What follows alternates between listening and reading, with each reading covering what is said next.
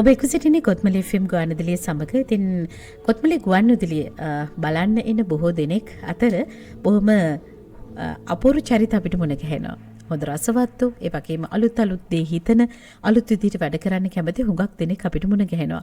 ඉතින් ඒ අතර අද අපිට මුණ ගැහෙනවා මිතුරෙක්, මාධ්‍යට බොහොම ඇලුම් කරන, නව මාධ්‍ය ගමනකට පෙරම් පුරන හිතවතෙක්, රසවතෙක්, ගීතය පිළිබඳව, කවිය පිළිබඳව අපූර්ව අදහස් දක්වන බොහොම ළඟ මිතුරෙක් අපිට මුණ ගැහෙනවා. ඉතින් අපි කැමති අද මේ විනාඩි කිහිපය ඔහුත් සමග කතා බහකට මුල පුරන්න.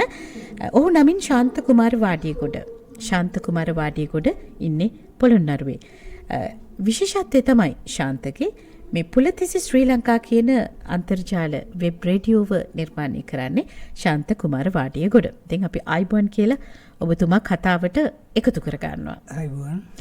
හොඳයි. දැන් මට කියන්නකෝ බලන්න මේ දැන් අපිට අන්තර්ජාලයට ගියාම ඕන තරම් අන්තර්ජාල ගුවන්විදුලි අහන්න පුළුවන්. දකින්න පුළුවන් එක එක නම් වලින් එක එක තේමා යොදාගෙන විවිධාකාර නාලිකා අපිට අහන්න පුළුවන්කම තියෙනවා. ඒ අතර ඔබ මොකද මේ පුලතිසි ශ්‍රී ලංකා කියලා නමකින් මේ වෙබ් රේඩියෝ ආරම්භ කරන්න කල්පනා කරේ? මුලින්ම ස්තුතිවන්ත වෙනුනේ කොත්මලේ FM ගුවන්විදුලි නාලිකාවේ කළමනාකර අධ්‍යක්ෂතුමන් ඇතුළු ඔබ වැනි සමස්ත කාර්ය මණ්ඩලයේ සියලු දෙනාටම අද දවසේ මට මේ වගේ අවස්ථාවක් කොත්මලේ FM ගුවන්විදුලි කාර්ය බහුල වුණත් කෙටි වෙලාවක් හෝ මට මේ අවස්ථාව ලබා දීම සම්බන්ධව පුලතිසි ශ්‍රී ලංකා ගුවන්විදුලිය අන්තර්ජාල ගුවන්විදුලියක් ලෙස ආරම්භ කරන්න බොහෝ කරුණු තියෙනවා. විශේෂම හේතුව තමයි මේ ස්වභාවිත ගීතය කියන කොටස සමාජයෙන් වගේම ගුවන්විදුලි කාර්යනුත් ඈත් වෙලා තියෙනවා. හුඟක් දැන් ඉන්න සමාජයේ තරුණ තරුණියෝ බොහෝ පිරිසක් මේ ස්වභාවිත ගීතය ඇලුම් කරන්නේ. මට හිතුණා මේක ඉදිරියට ගෙනියන්න ඕනේ. ඒ නිසාම තමයි මම මේක අදහසක් විදිහට යෝජනා කරලා ආරම්භ කරන්න මේ හිතුවේ. ඉතින් ඒකට මට හුඟක්ම ශක්තියක් වුණා. මගේ ආදරණීය සහෝදරයා ඉන්ද්‍රනිල් සංජීව අමරතුංග, මම හිතන කොත්මලේ ප්‍රජා ගුවන්විදුලියේ වගේ මහලුප්පල්න ප්‍රජා ගුවන්විදුලියේ හිටපු තාක්ෂණ නිලධාරියෙක්. එයා මට හුඟක් සහයෝගය ලබා දෙනවා මේ වැඩසටහන කරගෙන යන්න. ඒ වගේම තවත් මතක් කරන්න ඕනේ වැලිකන්ද කියන්නේ වසර 30කටත් අධික කාලයක් යුද්ධයෙන් පීඩා විඳිච්ච පිරිසක් ඉන්න ප්‍රදේශයක්. මේ ප්‍රදේශයේ මේ වගේ දෙයක් තාම බිහි වෙලා නැහැ. ඒ හින්දාම තමයි මම මුලින්ම හිතුවේ මේ වගේ දෙයක් ආරම්භ කරොත් හොඳයි කියලා. ඔව්. දැන් එතකොට මේ තේමාවක් තියෙනවද? මෙන්න මේක තමයි මගේ තේමා පාඨය වෙන්නේ. මේ තේමා පාඨය යටතේ තමයි මම මේ රේඩියෝ කරන්න කියන අදහසක් තියෙනවද? නැත්නම් මිශ්‍ර තේමාවන් යටතේ ඔබ වැඩසටහන් කරන්න හිතනවද? තියෙනවා. පැරකුම් සමුද්‍ර මතින් හමායන අපේකම කියන තේමාව තමයි මම තෝරගෙන තියෙන්නේ. මොකද අපි පොළොන්නරුව කියන්නේ කුෂ් කර්මාන්තයට වගේම හැම අතින්ම සම්බන්ධ වුණු ජනපිරිසක් ඉන්න සස්ත්‍රීක ප්‍රදේශයක්. ඉතින් මට හිතුණා මේක මේ තේමාව විදිහට පැරකුම් සමුද්‍ර මතින් හමායන අපේකම කියන තේමාව යොදාගත්තත් හොඳයි කියලා. ඔව්. දැන් පොළොන්නරුව කිව්වහම අපිට ඉපැරණි රාජ්‍යශ්‍රීයත් එක්ක මිශ්‍ර වෙච්ච අපූර්ව හැඟීමක් හිතට දැනෙනවා. දැන් අපි කොත්මලේ අපි බොහොම වෙනස් පරිසරයක අපි ජීවත් වෙන්නේ. දැන් ඔබේ පරිසරයත් එක්ක ගත්තාම මේ කරන කාර්යය ඔබට කරන්න පහසු වෙයි කියලා ඔබ හිතනවද? පහසු වෙලා කියන්නේ මගේ රාජකාරී කටයුතු තියෙනවා. මම රාජ්‍ය ආයතනයක කාර්යාල ලිපිකරුවෙක් විදිහට කටයුතු කරනවා. රාජකාරියට බාධාක් නොවන විදිහට මේ කටයුතු සිදු කරන්න බලාපොරොත්තු වෙනවා. මම විශේෂයෙන් මතක් කරන්න ඕනේ අපි මේක වැලිකන්ද නාමල්ගම ඓතිහාසික රාජමහා විහාරස්ථානයේ මුල් කරගෙන තමයි ආරම්භ කරන්න සූදානම් කරලා තියෙන්නේ. මම අපේ හාමුදුරුවෝත් මතක් කරන්න ඕනේ නාමල්ගම ඓතිහාසික රාජමහා විහාරාධිපති මානුවර ප්‍රේමරෝසන රජ වජිරාම පිරිවෙනි පරිවේනාධිපති සාත්‍රපති රාජකීය පඬිත ආරීගම සුගතනාන අපේ ගෞරවනීය ලොකු හාමුදුරන් වහන්සේ උන්වහන්සේගේ පූර්ණ අනුශාසකත්වයෙන් මත ඒ ඓතිහාසික පින්බිමේ සිට තමයි අපි මේ කාර්යය ඉදිරියට කරගෙන යාමට බලාපොරොත්තු වෙන්නේ. ඔව්. දැන් සංජීව සොයුරා උදව් කළා. ඔබ මේ ගමනේ යනවා. තව සහාය වෙන කණ්ඩායමක් ඉන්නවද? ඔබට දැනෙනවද ඔබට ශක්තියක් වෙන පිරිසක් ඔබ වටේට ඉන්නවා කියලා? ඉන්නවා. මගේ සේවා ස්ථානයේ කාර්ය මණ්ඩලය මට නිතරම මාව ධෛර්යමත් කරන හැම දෙයකින්ම ඒ වගේම මගේ බිරිඳ දරුවන් ඒ වගේම ගමිත් හුඟක් දෙනෙක් මේකට මේ වෙනකොටත් මේ හුඟක් ප්‍රතිචාර දක්වලා තියෙනවා. දැන් කොහොමද ගමේ පිරිස භාවිතය ඔබේ නාලිකාව හරහා යම් ආකාරයක වැඩක් ගන්න උන් කල්පනා කරනවද? විශේෂයෙන් දරුවෝ තරුණ පිරිස? ඔව් අපි හුඟක් මේ යහපත් සමාජ ආකල්ප සමාජගත කිරීමේ වැඩසටහන් තමයි මේ වෙනකොට සංවිධානය කරලා තියෙන. තාම අපි පරීක්ෂණ කටයුතු තමයි මේ අපේ ඉන්ද්‍රනි සංජීව අමරතුංගමගේ ආදරණීය සොයරත් එක්ක සිදුදරමු යන මේ දිනවල අපි හුඟක්ම මේ සමාජයට වැඩදායි වැඩසටහන් කීපයක් තමයි මේ වෙනකොට මුලින්ම සූදානම් කරලා තියෙන්නේ. ඉතින් අපි නුදුරීම ඒ ඓතිහාසික පින්බිමේ සිට මේ සජීවී විකාශයක් ලෙස පුලිති ශ්‍රී ලංකා අන්තර්ජාල ගුවන්විදුලියේ අන්තර්ජාලය හරහා ලක්වාසී ලෝවාසී සියලුම දෙනා වෙතට ගෙනෙන්න කටයුතු කරනවා.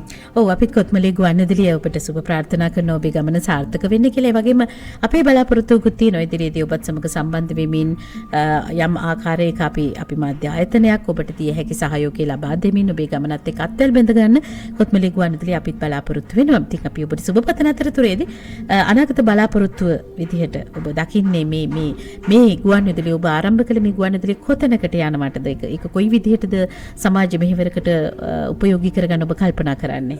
හුඟක්ම ඉතින් මේ නව පරපුර සාම්ප්‍රදායික ක්‍රමයටත් නැතුව නූතන ක්‍රමයටත් නැතුව මධ්‍යස්ථව යහපත් ආකල්ප අදහස් සමාජගත කරලා හොඳ පිරිසක් බවට පත් කරන්න තියෙන උත්සාහය තමයි අපි තියෙන්නේ. ඉතින් ඒ වෙනුවෙන් තමයි පුලිති ශ්‍රී ලංකා අන්තර්ජාල ගුවන්විදුලිය මමත් එක්ක තව කීප දෙනෙක් සූදානම්ෙන් ඉන්න මේ වෙනකොට. ඉතින් අපි මේ වෙනකොටත් ඒ කටයුතු සූදානම් කරලා තියෙන ඒ වගේ දේවල් සමාජගත කරලා යහපත් පිරිසක් සමාජයට බිහි කරන්න උදව් කරන තමයි අපි බලාපොරොත්තු වෙන්නේ. ඔව් දැන් විශාල මෙහෙවරක්. මොකද දැන් ලංකාවේ නැත්නම් පොළොන්නරුවට විතරක් නෙමෙයි පොළොන්නරුවේ ඉඳලා විදේශගත වුණු බොහෝ පිරිසකුත් ඉන්නවනේ. ඒතර දැන් මේ දෙගොල්ලෝ යා කරන්න සම්බන්ධ කරන්න ඔබට ඉතා හොඳ කාර්යභාරයක් ගමයි ලෝකයයි සම්බන්ධ කරන්න ඔබට හොඳ කාර්යභාරයක් මේ හරහා ඉටු කරන්න පුළුවන් කියලා අපි විශ්වාස කරනවා. ඔව් මේ දැනටමත් මට හුඟක් ප්‍රතිචාර තියෙන විදේශගත අපේ ආදරණීය සහෝදර සහෝදරයන්ගෙන් අපි දැන් පරීක්ෂණ විකාශනය කරන යනකොට ඒක ශ්‍රවණ තත්ත්වය හොඳට පැහැදිලිව තියෙනවා කියලා ඒගොල්ලෝ හුඟක් සුබ ප්‍රාර්ථනා කරනවා. පණිවිඩ වෙනවා. කෙටි පණිවිඩ වලින් මේ අපට ආශිර්වාද කරනවා. ඉදිරියට මේ කරගෙන යන්න මොන බාධක තිබ්බත් මේක අතාරින්න එපා කියන ඒ වචන තමයි හුඟක් අයගේ තියෙන්නේ. මොකද මේ මම අර කලින් කිව්වා වගේ වැලිකන්ද කියන්නේ හුඟක් දුෂ්කර ප්‍රදේශයක්. දැන් යුද්ධයෙන් බැට කාලා ඉතුරු වෙච්ච කොටසක් තමයි ඉන්නේ. හුඟක් අය යුද්ධයේ තියෙන කාලේ මේ ප්‍රදේශය අතහැරලා ගියා. ඒ වුණාට අභියෝග වලට මුහුණ දෙන්න පුළුවන් පිරිසක් තමයි අන්තිමට ඉතුරුනේ. මේ වෙලාවම සතුරාගේ වෙඩි උණ්ඩේට, බෝම්බ සද්දෙට, වෙඩි සද්දෙට මේ හැම දෙයකටම මුහුණ දීලා අභියෝග වලින් ජය ගන්න පුළුවන් පිරිසක් තමයි මේකට ඉතුරුලා තියෙන්නේ. ඒ අය වෙනුවෙන්ම තමයි මේ යහපත් ආකල්ප සමාජගත කරන මම මේ වගේ වැඩසටහනකට මුල පිරුවේ. ඔව් ඇත්තටම ඔබේ අභිප්‍රායය ඒ වගේම ඔබේ බලාපොරොත්තුව ඉතාමත්ම හොඳ දෙයක්, සුබ දෙයක්. ඒ නිසා අපි ඔබට සුබ ප්‍රාර්ථනා කරනවා ඔබේ ඉදිරි කටයුතු කරගෙන යන්න කියලා. තව පුංචි කාරණයක් තිබෙනවා. දැන් ගොඩක් වෙලාවකට මේක ප්‍රාදේශීය ගුවන්විදුලියක් හා සමානයි. ඒ නිසා ඔබට ඉන්නවද ප්‍රාදේශීය සම්පත් නිර්මාණකරුවෝ, ගායක ගායිකාවෝ මේ වගේ එවැනි පිරිසක් සම්බන්ධ කරගන්න ඔබ ඉදිරියට බලාපොරොත්තු වෙනවද? ඔව් මම දැනටමත් සූදානම් කරලා තියෙනවා. දැන් මට හුඟක් හම්බෙලා තියෙනවා හොඳට ගායනයේ ස්වභාවිත ගීතයේ හුඟක් ආදරෙන් ඒක ආරක්ෂා සහිතව ගායනා කිරීමට හැකියාව තියෙන සහෝදර මගේ නිලධාරීන් ඒ වගේම හුඟක් අය මට ඒ වගේ හම්බෙලා තියෙනවා. මම ඒ අය වෙනුවෙන් සාමාන්‍යයෙන් වැඩසටහනක් සූදානම් කරලා තියෙනවා. මේ ඒ අයගේ ගීත කැරෝකේ ක්‍රමයට රෙකෝඩින් කරලා අපේ නාලිකාවේ ප්‍රචාරය කරනවා. ඊට අමතරව ව්‍යාපාරිකයන් සම්බන්ධ කරගැනීමේ අදහසක් එහෙම තියෙනවද? පුළුවන් වේවි මම හිතන්නේ ඉදිරියේදී. මුලින්ම අපිට ටිකක් ඒක ලොකු අභියෝගයක් එනවා. ඒ වුණාට මට මේ වෙනකොටත් ව්‍යාපාරම් කීප දෙනෙක් කියලා දෙනවා අපිට පුළුවන් අපේ වෙළඳ දැන්වීම් ප්‍රචාරය කරලා අපිට අවස්ථාවක් දෙන්න කියලාත් මේ වෙනකොට කීප දෙනෙක්ම මේ යෝජනා ඉදිරිපත් කරලා තියෙනවා. හොඳයි. අවසාන වශයෙන් ඉල්ලීමක් තියෙනවද අපේ ශ්‍රාවකයන්ගෙන් ඒ වගේම අපි දැන් බලන ප්‍රේක්ෂකයන්ගෙන් ඔබට කරන්න? ඔව් දැන් අන්තර්ජාල ගුවන්විදුලියන්නේ මේක. ඉතින් මේකේ කරන්න තියෙන්නේ හොඳම දේ තමයි අපි කරන දේවල් හොඳයි නම් සමාජයට යහපත් දෙයක් නම් මේක තව කෙනෙකුට බලලා ෂෙයා කරලා අර හැමෝම කියනවා වගේ ලයික් එකක් දාලා තමන්ගේ අදහස අපි කරන දේ හොඳයිද නැද්ද කියලා මේ අපිට කියන්න. ඒක අපිට ලොකු ශක්තියක් වෙනවා මේ වැඩසටහන මේ දේ ඉදිරියට කරගෙන යන්න. හොඳයි. අපි සුබ ප්‍රාර්ථනා කරනවා බොහොමත්ම ආදරෙන් ශාන්ත කුමාර වාඩියගොඩ ඒ වගේම පුලිතිස් ශ්‍රී ලංකා වෙබ් රේඩියෝවට.